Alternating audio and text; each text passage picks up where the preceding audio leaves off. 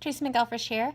Today I am hemming a formal wear dress that is stretchy. It's stretch knit. So I'm going to show you how to use a twin needle. So I've got a twin needle for stretch knit right here. And then I have the correct color of thread that I need.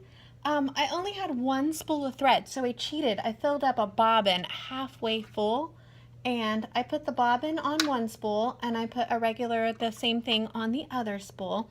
And then I threaded them one at a time and then put one through one eye of the needle, and then I threaded the bobbin and then I put the bobbin through one eye of the needle. And so now I have 3 threads, 2 top threads and the bobbin thread, and they're going to hang out at the back. The next thing I'm going to do is make sure that my needle is centered. That's a big deal. If my needle is not centered and this twin needle hits this needle plate, it's broken and I'm out of $5 right away.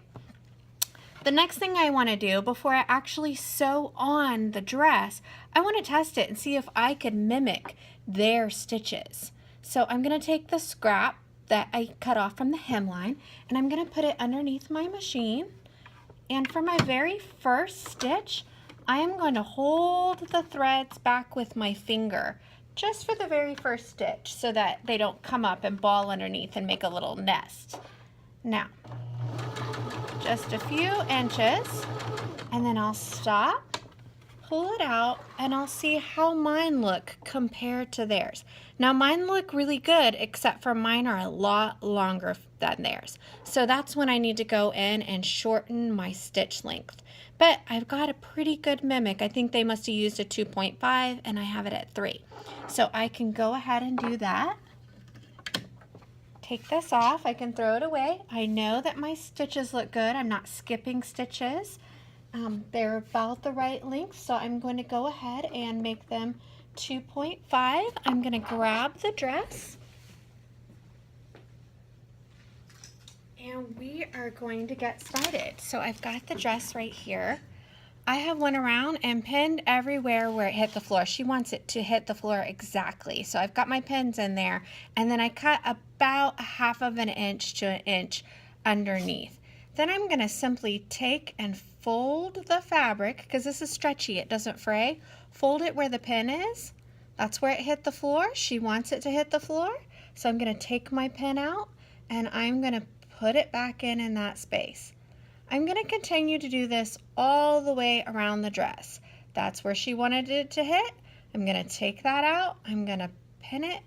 And even if it's not totally even, after I'm done, I can go around and trim it right to my stitches. So, and fix that. So I'm going to get started with just this little bit right here so you can get an idea of how it works. So I actually did the wrong side. So we'll just start with this side. And I'm going to make sure that it's about 1/2 inch. The other thing is, the twin needle makes those 2 rows of stitches on top of the thread. That means that the actual hem part has to be underneath on those feed dogs. But that's kind of a good thing, because those feed dogs will ease it through and keep you from having lumps. So I'm going to put this right about at 1/2 inch. And I'm going to start going, and I'm not going to back stitch with the machine. I'm actually going to back stitch by hand to make sure that we don't get any knots. And then I'm going to continue all the way around, stopping before I get to my pin. You cannot sew over pins with the twin needle. It could break the twin needle. So we'll stop. Pull that pin out and carry on right about 1/2 inch all the way up. When I get to the end again, I don't want to back stitch with the machine. I'm just going to crank the wheel and back stitch a couple times. And you can even fix stitch where you stitch right inside each other. Let's take it out, have a little look and see. So that looks perfect. You can't even see it. So, and then the back side, we've got a little bit of a zigzag right there, which is going to hold the stretch. And if I want it to look really nice, I can trim it with some duckbill scissors right up to where I sewed it so that it looks nice and clean. That's it. Tracy Miguel for Dayton, Ohio. If you need a lesson or you need something fixed, hit me up. Thanks. Bye.